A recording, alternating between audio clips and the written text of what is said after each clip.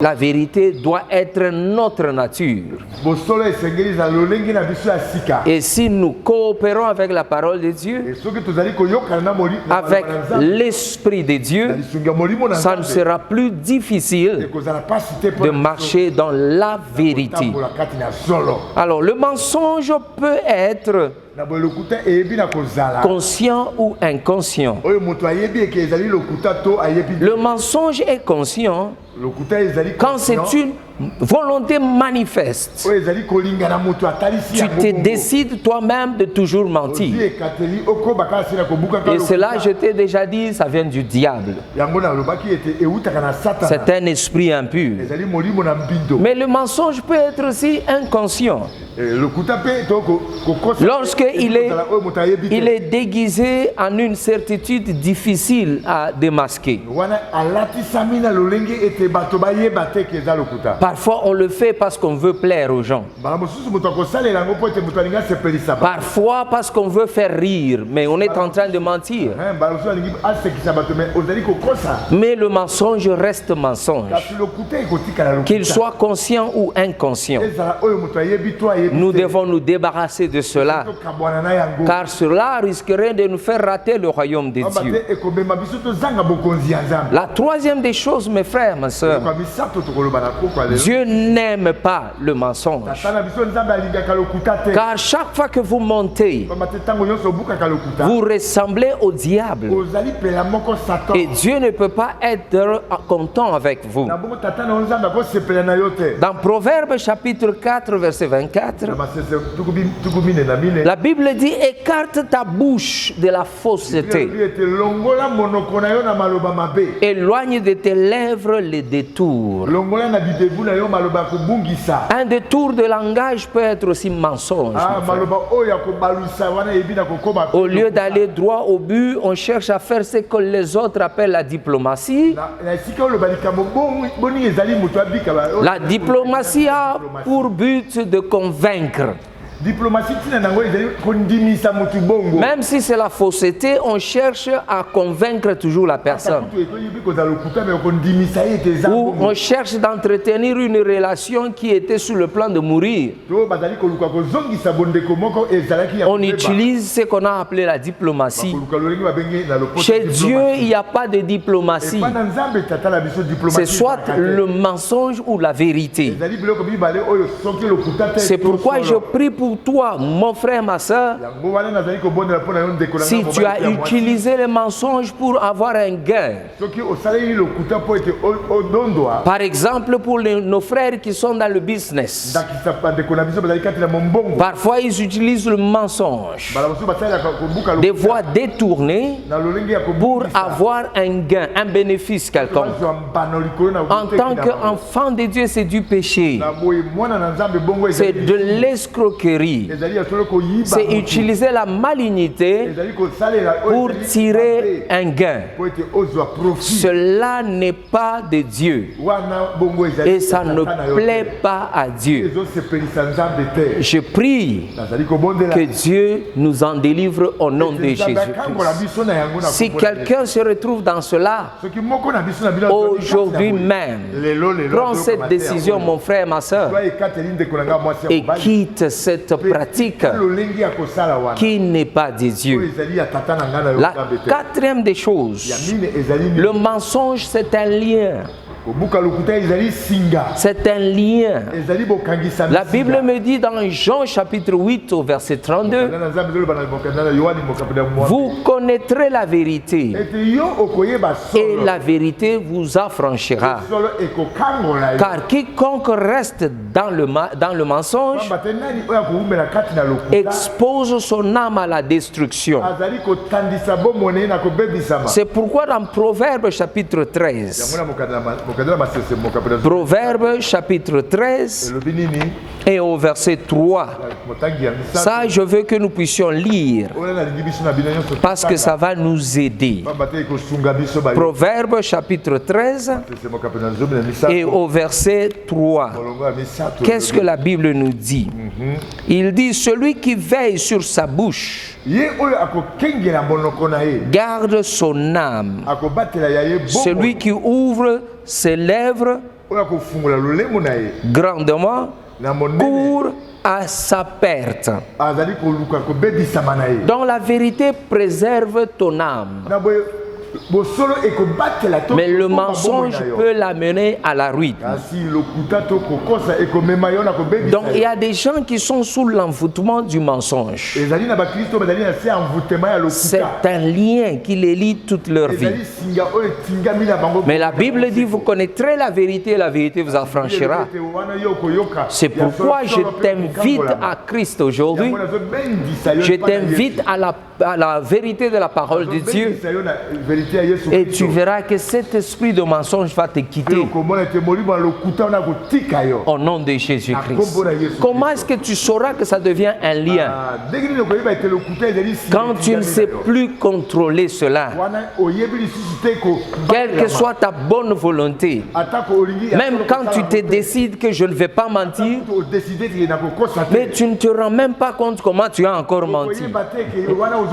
C'est-à-dire qu'il y a maintenant une autre force derrière ça qui te contrôle et qui te manipule pour que tu demeures dans les mensonges et que tu sois détruit en fin de compte.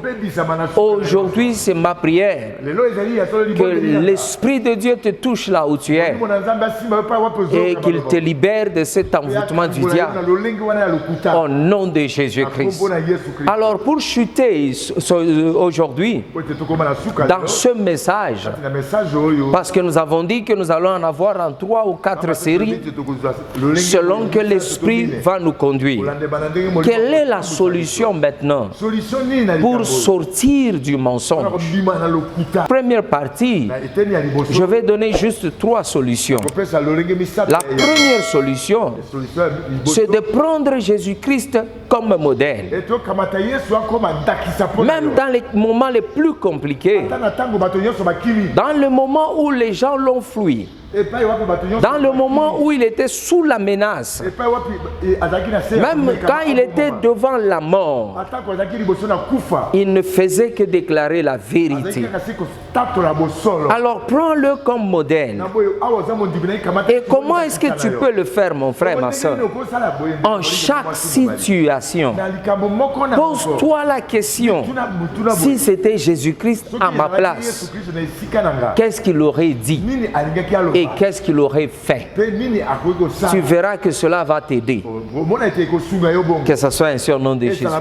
La deuxième des choses que tu peux faire pour sortir facilement du mensonge, c'est être sensible à l'Esprit de Dieu. La Bible nous dit dans Romains chapitre 8, 14 à 16, la Bible dit ceux-là qui sont conduits par l'Esprit de Dieu sont réellement fils de Dieu, enfants de Dieu. C'est-à-dire, mon frère, ma soeur, quand tu dis quelque chose ou quand tu fais quelque chose, pose-toi toujours la question, est-ce que ce que j'ai dit a été conduit par l'Esprit de Dieu? Est-ce que c'est l'Esprit de Dieu qui m'a poussé à dire ce que j'ai dit? Ou avant même que tu ne le dises, demande-toi ce que je vais dire. Est-ce que c'est l'Esprit de Dieu qui me conduit à le dire? Et si tu sens que l'Esprit de Dieu n'est pas d'accord avec toi, tu verras que tu vas échapper au mensonge. Et même si tu auras dit le mensonge, l'Esprit de Dieu ne te laissera jamais en paix. Il va te tourmenter jusqu'à ce que tu te repens. Tu es un enfant de la lumière, tu es un enfant de la vérité. Analyse toujours tes paroles et tu verras que Dieu va t'aider. La dernière des choses, mon frère, ma soeur, c'est de demander quotidiennement à Dieu de t'aider à haïr le mensonge. De t'aider à haïr le mensonge. Dans Éphésiens chapitre 5, verset 4, la Bible dit qu'on n'entende ni parmi vous ni parole de déshonnêteté, ni propos insensés, ni plaisanteries, choses qui sont contraires à la bienséance. Mais qu'on entende plutôt des actions de grâce parmi vous. Amen. C'est ce que la Bible nous demande. Mais aujourd'hui, parmi les enfants de Dieu, ils se complaisent à se raconter de mensonges. En tant qu'enfant de Dieu, demande à Dieu sincèrement de t'aider à haïr le mensonge. Tu verras que tu vas le haïr et tu ne vas pas tomber dans ce piège. Pour vous qui nous avez pris en cours, nous étions en train de parler de vaincre l'esprit du mensonge. Et si tu te rends compte que tu n'as pas encore donné ta vie à Jésus-Christ, Jésus dit, je suis le chemin, la vie et la vérité. Si tu invites la vérité dans ta vie, tu ne peux pas avoir la vérité et en même temps marcher dans le mensonge. La présence de Christ en toi t'aidera à vaincre le mensonge. Peut-être que tu es là, tu ne l'as pas encore accepté comme Seigneur et Sauveur. Je t'inviterai à le faire aujourd'hui. Tu peux faire cette simple prière en disant, Seigneur, j'ai entendu ta parole. Je réalise qu'il y a du mensonge dans ma vie. Je réalise que je marche dans le péché. Je réalise que je suis loin de toi, Seigneur, et que je ne suis qu'un pécheur. Aujourd'hui, aie pitié de moi. Seigneur Jésus, viens dans ma vie. Sois mon Seigneur et mon Sauveur. Que je te suive pour le reste de ma vie. Inscris mon nom dans le livre de vie. Merci Père, au nom de Jésus. Amen. Si vous avez fait cette parole, cette prière, pardon, aussi simple que ça pourrait être, c'est ça même la prière du salut. Aujourd'hui, donc, vous êtes enfant de Dieu, cherchez une église, là où la parole de Dieu est prêchée, en esprit, en vérité, afin que tu sois membre là-bas et que tu sois affermi dans sa parole. Par exemple, aujourd'hui, nous avons parlé de vaincre l'esprit de mensonge, car toute personne qui ne connaît pas Dieu, qu'on le veuille ou pas, il y a toujours du mensonge dans leur vie. Mais tu peux être au-dessus du mensonge et tu peux marcher dans la vérité. Dieu t'aidera. Et si tu n'as pas trouvé un endroit, moi je t'invite. Nous sommes l'église de Dieu des chrétiens rachetés. Nous sommes sur Sayo, dans la commune de Kasavubu, à Kinshasa. Que Dieu vous bénisse. Amen. Amen.